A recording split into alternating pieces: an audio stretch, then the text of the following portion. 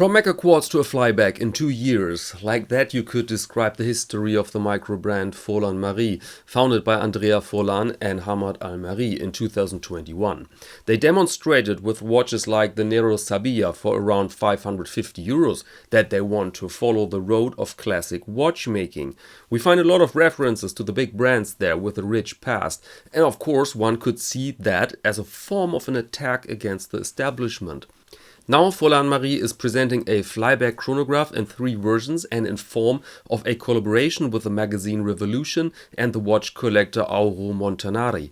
And we're again in the genre classic timepiece. So, specs first.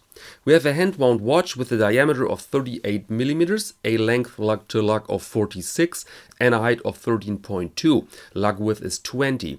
The watch comes with a sapphire crystal that has 5 layers of anti-reflective coating and a special coating against fingerprints.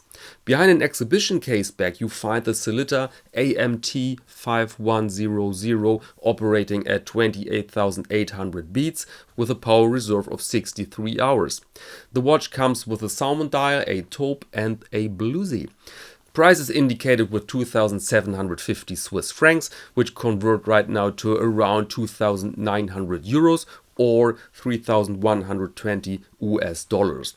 And the main complication here means, of course, that you don't have to reset the chronograph before a restart, which is not the easiest thing to do for a mechanical movement.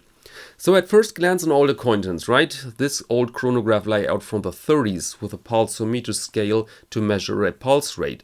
Normally there's a tachymeter, but these pulsometers also were common, often on what was called a doctor's watch. Typical and not easy to do is this impression of an overloaded watch that is legible though, despite these many details. But the subdials followed their classic role model, so we have a 30-minute counter on the right and the seconds on the left. And also very typical are the puristic hands without loom in this attractive curved form. But there are also some modern looking elements on the dial. Whilst the font for numbers and the pulsation is pretty traditional, the numerals 12 and 6 bring some modern clarity to the design. This reduction offers space for the subdials so that you don't see cut-out numerals which are despised by many watch collectors. Very classy is the case with that unmarked crown that serves here purely as a functional element. The pushers look modern, but in fact they were, according to Auro Montanari, seen on vintage watches. Very nice look, I have to say. There is some tension between the rather rustic crown, the rustic brushed surface, the lug hold and these elegant pushers. But okay, creates contrast. What stands out here is the willingness to deliver the maximum.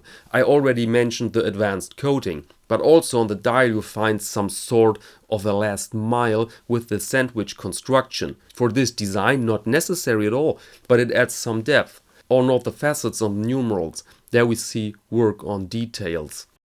On the movement you find some decoration that adds to the overall look of something precious.